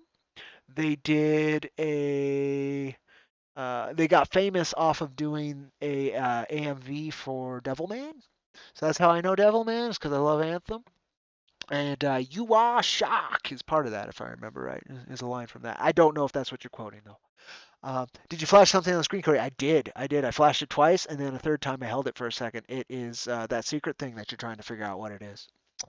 It's too bad. You were tanking a trust and almost wiped. Oh no! If your job is the tank, you better not. Again, you might not have a good healer. I can't blame you if you don't have a good healer. Um, I know people are loving Final Fantasy, man. See, a lot of people love it.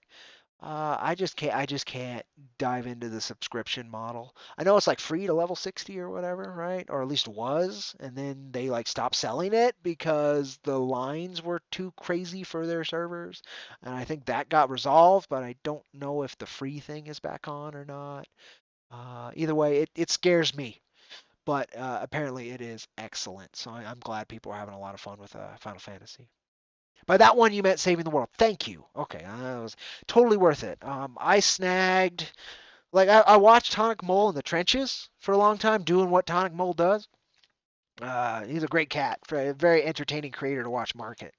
Come on, I know there's a lot of weight there, right? Oh God, and the soft volumes of Full Metal Alchemist. My God, I've failed you. No, it's just tough to get to that. So I ended up when he did oh man, just nightmare. Okay, I have to deal with a logistical problem here. So we're going to deal with that logistical problem before I continue to show you saving the world. We didn't lose any Dragon Ball. We just lost the manga Wild at Heart, which is a super cute romance manga. It's kind of meets. It's like a George of the Jungle, just told in manga. It's from the mangaka who did Chef Princess, Kitchen Princess, Kitchen Princess. I think that's what it's called. Um, but yeah, logistical problem. We only lost Wild at Heart. We didn't lose any of the Full Metal Alchemists, so that's good. No, wait, did we? 27? Is that right? I'm missing one? Did one go flying way further into the darkness? Is this the final volume? No, that's the final volume. No, we didn't lose any. How did I even have this stack that didn't happen before? I need more shelving. Like behind this is a massive long box and an entire huge section of Turok and the Question, and then an old Marvel encyclopedia and an old DC encyclopedia. There's just too much stuff. I have too many books. Too many books. How did I keep this up? Was it literally just the weight on top there that was holding it? That was insane that it stayed that long. I'm a mad lad with this stacking. This was bad. Is that really it? Is that how I was doing it? Really? Something like that? Really? Sure wasn't something more like this, maybe? More centered? Yeah, these Full Metal Alchemists, they're pissed I let them fall. They're not wanting to stay anymore. I need more shelving. I have to make one though. This one my dad made a good chunk of time when he noticed my collection was getting so huge. He's like, "Hey, that's what I do. I'm a carpenter. I'll make you one of those." Anywho, if you do play, let you know so you can get you in with Dan, Brian, and I. Yes, that would be a lot of fun. That'd be a lot of fun. But anyway, back to Saving the World. He offered to collect it, and I had to get it, and it was in the smaller manga digest size. And man, I tore right through it. It's so fun. It's so much character. It's like he's a big fan of Kevin Smith, and you can tell. And I love that indie comedy feel, and he nails it in here. It's kind of like Beavis the Butthead, kind of MTV indie comedy, Clerks kind of feel to it. It's a lot of fun, a lot of personality. He ends up getting some very cool artists attached to it as well, and I can tell why, because it's a fun book. It's another crazy guy, right? It's another indie creator who's probably a bit off his rocker, like myself. But totally recommend if you can get this. I check out Tonic Comics with an X.com. I'm sure he probably does have some of these for order, and I would recommend picking it up. I picked this up, and then I picked up issue 5, issue 6, and issue 7 just went live on Indiegogo. So he's pushing through with these, and it's a lot of fun. It is a lot of fun. I can definitely recommend this, and he loves what he's doing. And again, it's probably the most fun comedy series I'm reading right now in comics. The next closest, which I was reading a lot of, and I still have to finish because I completed the collection, is this right here. But I have an idea for this. This right here. This is all of Gru the Wanderer, the epic comics run. All of it. It's the first time I've completed a run in comics. Like I've done it in manga, right, in volumes and stuff. But it's the first time I completed a single issue run, 180 issues. The last 20 or so are stupid expensive because they printed like none of them because the series was dwindling in popularity, right? So the print runs get smaller and smaller. So like this chunk took me for fucking ever to find at a price I could afford. And this issue right here is the most expensive comic I've ever bought. $90. And I just want to read it. That's what kind of sucks. Is like I'm not a collector. I'm a reader, but I just wanted to have this. Sergio Aragonés's Gru. Like I had to when I was reading Berserk. This was the other thing I was reading. I'd read a good chunk of Berserk and then I'd read some Gru. It kept me in the fantasy vibe, but like the approaches were night and day. It was wonderful seeing. It helped me. Berserk helped me have more fun with these, and this helped me enjoy and appreciate Berserk more. It was a wonderful pairing of readings. And it just the voice that Aragonis put in not only the art but like in the writing. Stan Sakai is an amazing creator and he does the letters. And Mark Evanier trying to make the dialogue clear while keeping Aragonis's voice. Uh, Man, so fun. This is my favorite like overall um, comedy series in comics. But if you go indie, pound for pound, I haven't found anything as fun as Saving the World. All right, let's see what I'm missing in chat. Let's see what I'm missing in chat after I was dumping that stuff.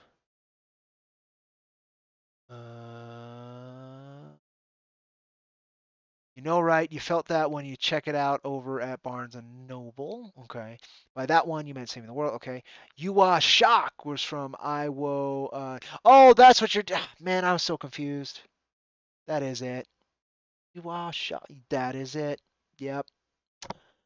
You got me there, Arno. You are correct. That is what that's from. Ha! Yeah, my brain had connected it somewhere completely different.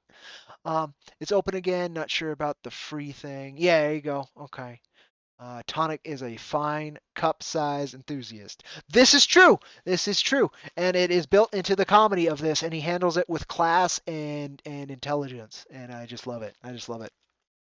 Um, Let me know. Alex Ross is a mad lad for the amount of covers contained in the DC Hero Encyclopedia. So true. So true. I think mine is like the 2005 one, and that might be what you're talking about because he did do the cover of it. So maybe you're right. Maybe you're right. More like Tony S. Mornut he is. Okay, okay. More like I get you, I get you.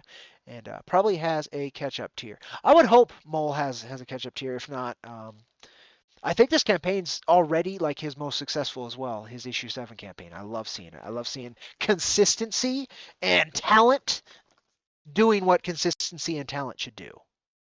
Um, grow. Love seeing that. Love seeing that. Are you sure you want to ish? No, no. I clicked exit by accident. Don't want any of that.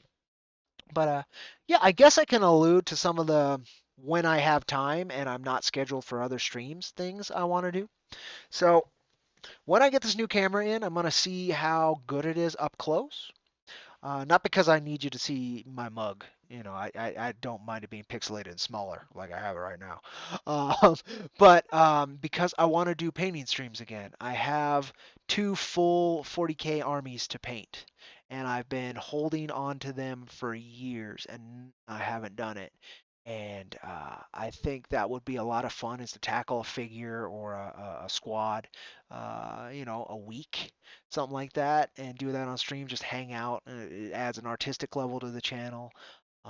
And painting's good for me because it allows me to shut off my brain and focus on an art and a visual medium instead of a thought-based medium like writing, um, which can again be very difficult for me because of that ADD kind of feeling and rooting around in the old noggin isn't always that great for me. But painting again, it allows me to get in that flow state, and I think that would be a good almost a meditative state. I think that would be good for my mental health as well as a good way to create content. So we'll see how this camera works out, and that's the same reason why I got like a set mic for that reason. So that'll be interesting. I'm gonna have fun with that coming this weekend. um, then the other ones which I tried, I did a preview trial to see how I felt with it. And the reason I bring it up is because of that Grew the Wanderer, for instance, is I want to do marathon reading streams, which would be I have a few in mind. I have a few in mind. Grew the Wanderer is one to see how far within one stream that could go 8 to. I think YouTube cuts you off at 8 hours unless you're a certain channel size.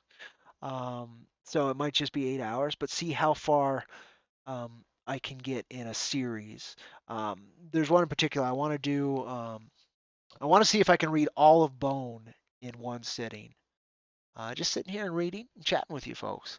I know it's not amazing, but it is kind of a publicity stunt. It has to do with comics. It is an application of discipline, which I appreciate. and it forces me to appreciate something all in one go. And I think that could provide a unique perspective alongside discussing what I'm reading or what have you with you wonderful folks. So I think that's a lot of fun. I'm going to see when I can kind of schedule those, and then I'll plan it for a day. I'll wake up, I'll eat, and then that's what we'll do.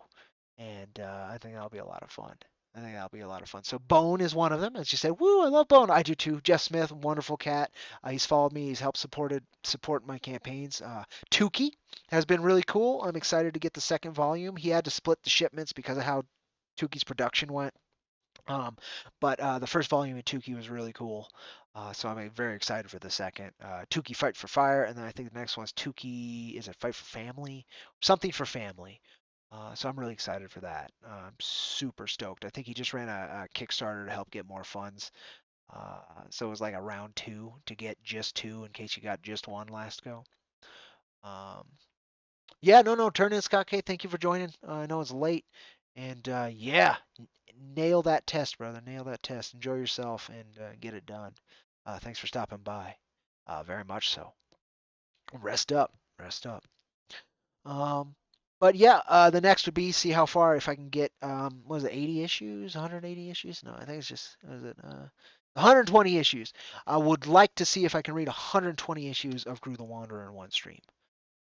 That would be cool.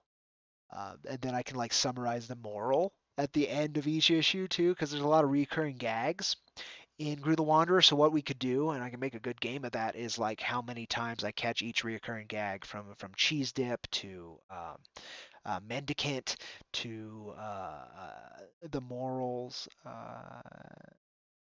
There's a great reoccurring gag where somebody will call Gru stupid, and then like panels and pages later he'll realize it. Like he could be a completely different part of the story, and it'll be a callback to that time because he just clicked on it. There's little things like that that just make the comedy in that series so good, and I'd love to like numerically count those, and then that could also engage the audience, right, and keep a total on the screen or something.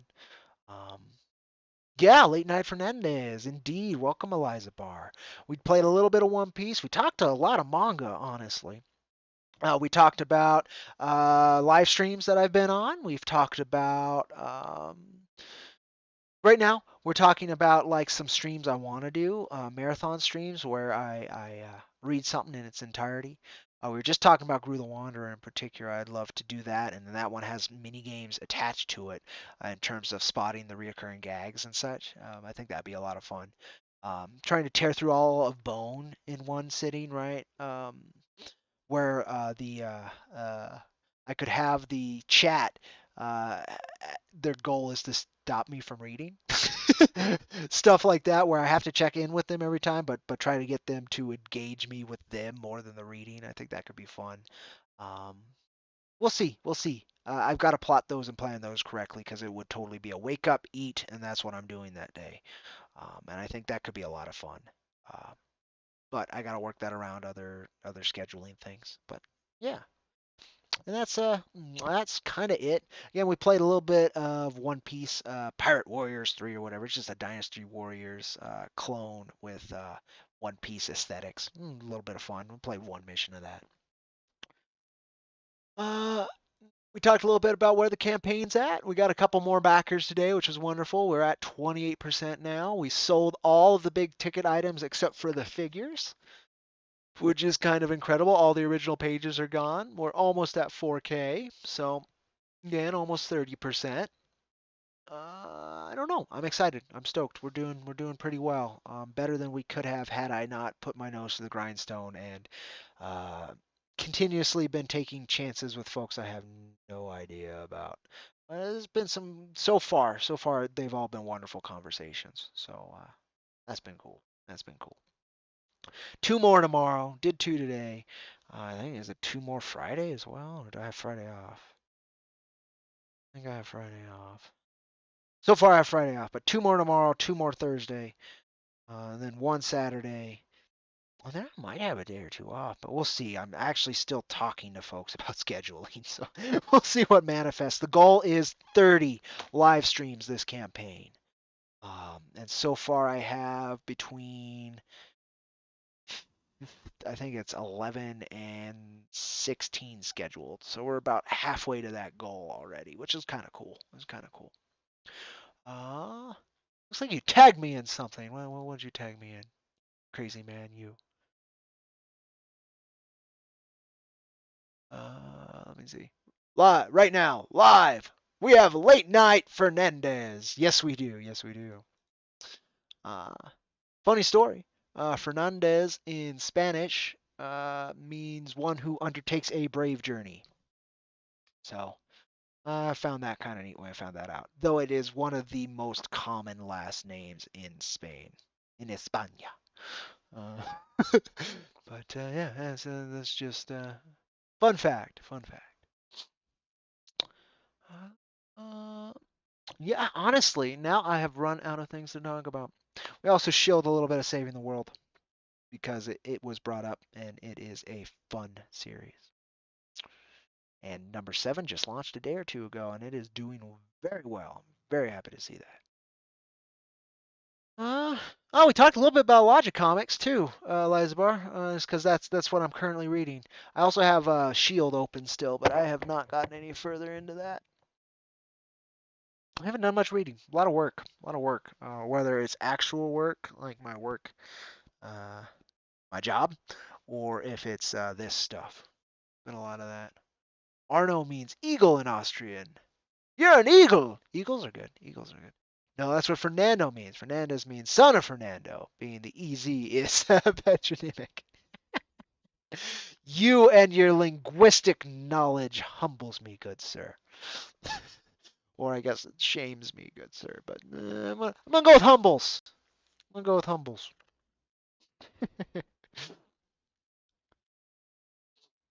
But yeah, honestly, I was gonna close it off till you showed up, Eliza Bar. Why'd you do that? Why'd you do that? I'm tired. No. Yeah, honestly, I don't know if I have much else to talk about. It's sad. Again, I have a few more shows tomorrow. Please catch me on those. I have a few more Thursday. Please catch me on that. If I can schedule something for Friday, I'll be there Friday. If not, I'll possibly be here Friday. Um, we passed 300 subs today on the YouTube. That was awesome. Um, it did enlighten a bit, but I think either meaning is fine to use. Gotcha. Um, I've been posting for free, as always, the links to every live stream I do through Patreon. So if you want to catch up any that you missed and you just don't know if you missed any, just go to our Patreon. If you follow us, which is free, you'll get them emailed to you as I post them. And if not, you can just go there and look through, and you'll find a few. I was on again with Inkfinity this early afternoon, and that was a wonderful chat. Again, focused primarily on hope, which is a wonderful topic. Um, and then I was on with Black Rose Comics this evening, and those were some fun cats. Those are some fun cats. Definitely the least serious stream I've been on so far, and um, even then, I think I was able to work my magic and get them like to understand what I do and why I do it, and that was very cool. Phoenix Animation, who was one of the co-hosts on that, is the person who did these metal cards that folks got. So that was really cool. To kind of actually sit down and talk with the cat. He pulled my ass out on fire with those metal cards last campaign, and yeah, it was a neat chat. It was a neat chat. Um, most of the folks I am contacting and have been put in contact with, and both do apply, are of a certain persuasion in indie comics. And so far, I've been communicating with some very cool ones who are less militant, significantly less militant than some can be. So that's been nice, because honestly, I don't have much other angles for promotion. Eliza Barr, wonderful. Thank you for having me, by the way. Again, that is one of those that was a different persuasion. Bruce tomorrow is gonna, or Thursday is gonna be another that's lighter on that persuasion. Um, but we'll see what we can do. I hope not to isolate anybody by these appearances. My hope is to simply provide the work and myself and what it means to us to more readers. And if those channels are less palatable to some. That is disappointing to me, but it's the opportunities I currently have. So I'm grateful for them, very grateful for them, and we'll see if other ones come up.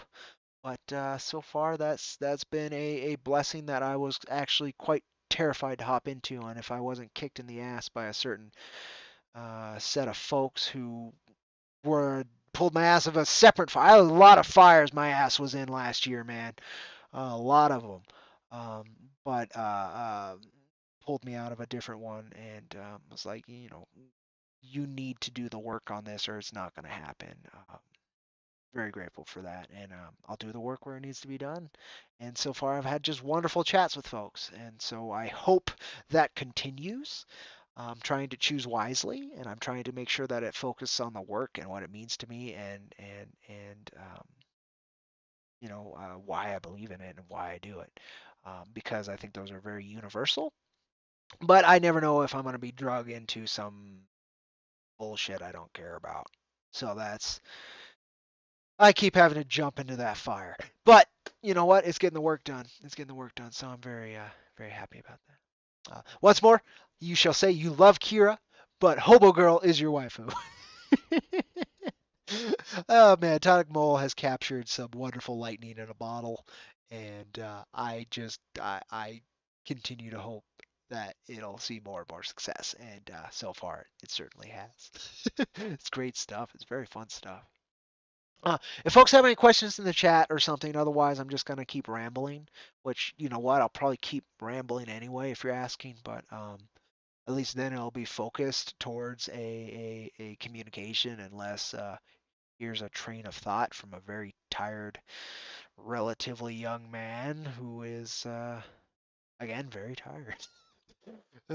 Very cyclical in my thought right now. Oh well, oh well. Been talking a lot today. This would be, let me see. This is working on our 6 live streaming today, so I've talked a lot today. My voice is actually rough. Yes. Okay, that's it. That's all you got. I love it. I love it. That's fine, Arno. I think we're gonna call it because we just hit 100 messages today through Restream chat, mostly because of you, Arno. Definitely, mostly because of you. And I love seeing that. Um, it's one of the few fun things about having the Restream bot and my chat bot is I get that kind of info and those statistics. Uh, yeah. Yeah, dog's sleeping on the bed. She's ready for bed. I guess I'm ready for bed. Thank you, folks, for joining me. Um, yeah, I'm gonna head to bed. It's the smart move. I am full on delirium, tired delirium. Got a day to tackle tomorrow, so it's smart. Take care, folks. Thank you for joining me, and I will catch you on that rusty IronVerse Comics trail next time. Take care, stay safe, all that fun stuff, and do the things if you'd like, share, subscribe, all that. Um, and yeah, take care.